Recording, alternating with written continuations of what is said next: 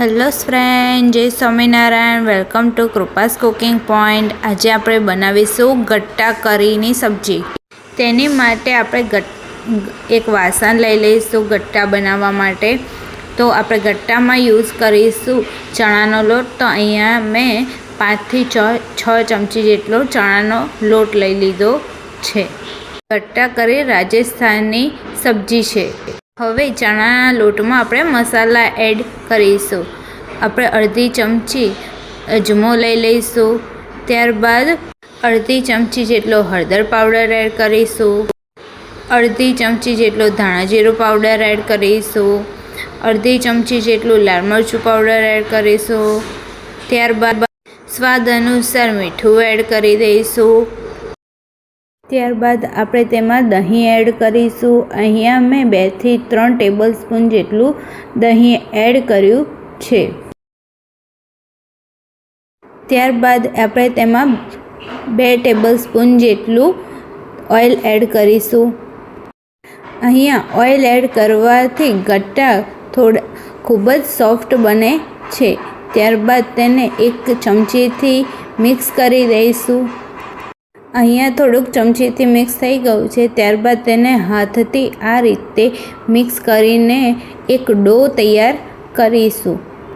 અહીંયા કોઈ પણ જાતનું ઉપરથી પાણી એડ કરવાનું નથી. દહીં અને તેલમાં જ આખો ડો બંધાઈ જશે. તેને મસળીને આ રીતનો ડો તૈયાર કરી દેવાનો છે. હવે તેની ઉપર થોડુંક તેલ લગાડીને પછીથી ડોને ગ્રીસ કરીને થોડોક મસળી લઈશું. ડો મસળાઈને રેડી છે. તેને હાથથી આ રીતે થોડોક લોટ લઈ તેને આ રીતે ગાંઠિયા જેવા શેપ આપી દેવાનો છે. પહેલાં થોડોક ડો લઈને તેને હાથેથી આ રીતે મસળી લેવાનો છે.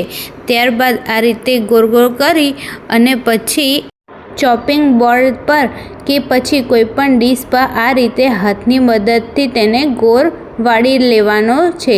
તમે જોઈ શકો છો કે હું કેવી રીતના કરી રહી છું. આ રીતે આપણે બધા લોટના ગટ્ટા વાળીને રેડી કરી દેવાના છે. તમે જોઈ શકો છો કે અહીંયા બધા ગટ્ટા રેડી થઈ ગયા છે. હવે તેને બોઇલ કરી દઈશું. બોઇલ કરવા માટે મેં અહીંયા એક બર્તનમાં આ રીતે પાણી ગરમ કરવા મૂકી દીધું છે. એક ઉબાલ આવે ત્યાર પછી તેને એક કરીને બધા ગટ્ટા બોઇલ કરી દેવાના છે. આ રીતે તમે એક કરીને ગટ્ટા પાણીમાં એડ કરી દેવાના છે. ગટ્ટા એડ કરતી વખતે ગેસની ફ્લેમ ખૂબ જ હાઈ રાખવાની છે. તમે જોઈ શકો છો કે અહીંયા બધા ગટ્ટા મેં પાણીમાં એડ કરી દીધા છે. હવે તેને આ રીતે ચમચીની મદદથી બધા ચોટે નહીં તે રીતે છૂટા કરી દેવાના છે. જ્યાં સુધી ગટ્ટા તેની જાતે થોડાક બોઇલ થઈને ઉપર ના આવી જાય ત્યાં સુધી ગેસની ફ્લેમ ફૂલ જ રાખવાનો છે. તમે જોઈ શકો છો અહીંયા એક કરીને બધા ગટ્ટા ઉપર આવવા લાગ્યા છે. તમે જોઈ શકો છો કે એની જાતે બધા ગટ્ટા ઉપર આવી ગયા છે. હવે તેને મીડિયમ ગેસ ઉપર ઢાંકણ ઢાંકીને 25 થી 30 મિનિટ સુધી તેને બોઇલ કરવાના છે. તેને વચ્ચે 10 મિનિટે આપણે ચેક કરતા રહીશું. 25 મિનિટ જેવું થઈ ગયું છે. હવે તેને આપણે જોઈ લઈશું. આ રીતે એક ચમચીની મદદથી આપણે તેને પ્લેટમાં કાઢી લઈશું. ત્યારબાદ તેને આપણે આ રીતે ચમચીથી ચેક કરી દેવાનું છે કે તે અંદરથી પ્રોપર બોઇલ થઈ ગયા છે કે નહીં. તમે જોઈ શકો છો કે અહીંયા થોડાક કાચા છે. તેને પછીથી આપણે બોઇલ કરી દઈશું. તેને 10 મિનિટ માટે પછીથી બોઇલ કરી દેવાનું છે. તમે જોઈ શકો છો કે અહીંયા 10 મિનિટ પછી બોઇલ થઈને રેડી છે. હવે તેને ચમચીની મદદથી આ રીતે એક કરીને પ્લેટમાં કાઢી લઈશું. અહીંયા તમે ગટ્ટાની ઉપર જોઈ શકો છો કે કેવી રીતે બબલ્સ આવી ગયા છે. એનો મતલબ એ કે ગટ્ટા આપણે બરાબર બન્યા છે અને બફાઈ પણ ગયા છે. બધા ગટ્ટા આપણે અહીંયા પ્લેટમાં લઈ લીધા છે. હવે આ વધેલું પાણી તેને આપણે ફેંકી નથી દેવાનું. તે આપણે કરી બનાવવા માટે આ પાણીનો યુઝ કરવાનો છે. તેની માટે આપણે આ પાણીને ઠંડુ કરી દઈશું. કરી બનાવવા માટે અહીંયા મેં 200 ગ્રામ જેટલું દહીં લીધેલું છે. હવે તેમાં આપણે મસાલા એડ કરીશું. તેની માટે 1 ચમચી જેટલો હળદી પાવડર, 1 ચમચી જેટલું ધાણા જીરું પાવડર, 1 ચમચી જેટલું લાલ મરચું પાવડર એડ કરીશું.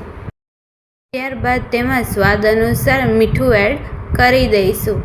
અહીંયા દહીંમાં મસાલા એડ કરવાથી કરીનો ટેસ્ટ ખૂબ જ મસ્ત આવે છે. તેને બરાબર મિક્સ કરી લેવાનું છે.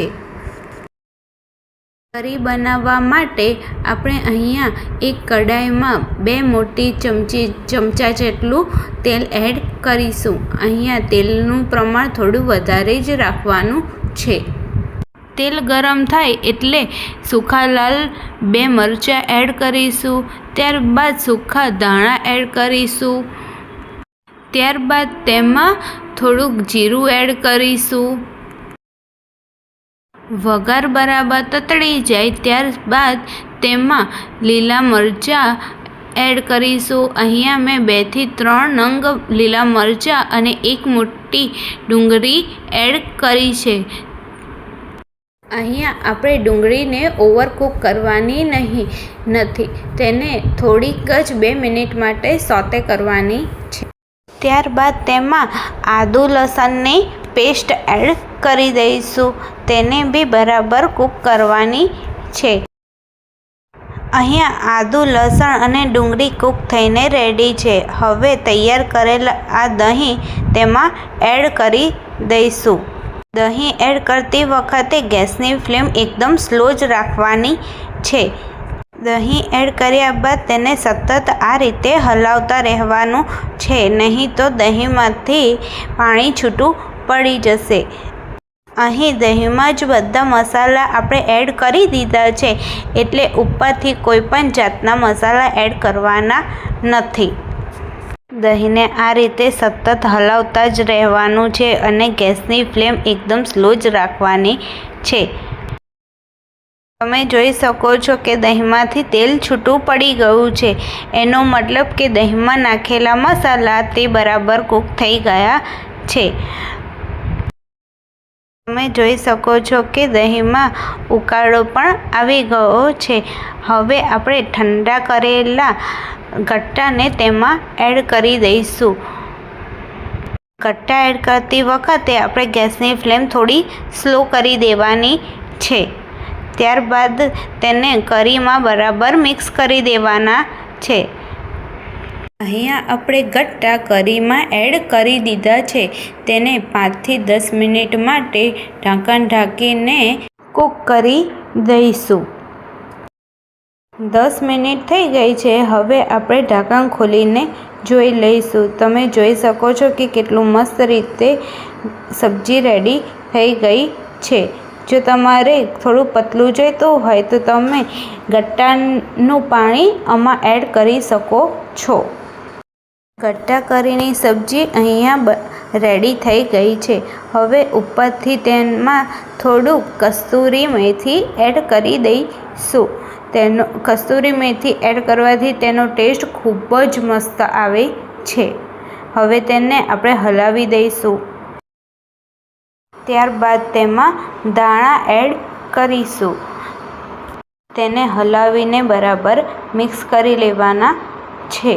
તમે જોઈ શકો છો કે કેટલી મસ્ત રીતે સબ્જી બનીને રેડી થઈ ગઈ છે. હવે આપણે તેને સર્વિંગ બાઉલમાં કાઢી લઈશું. ઘરે બધાને આ રીતની ગટ્ટા કરીની સબ્જી બનાવીને ખવડાવજો. બધાને ખૂબ જ ભાવશે. મારી રેસિપી ગમી હોય તો મારી ચેનલને લાઈક કરજો, શેર કરજો અને સબસ્ક્રાઈબ કરજો.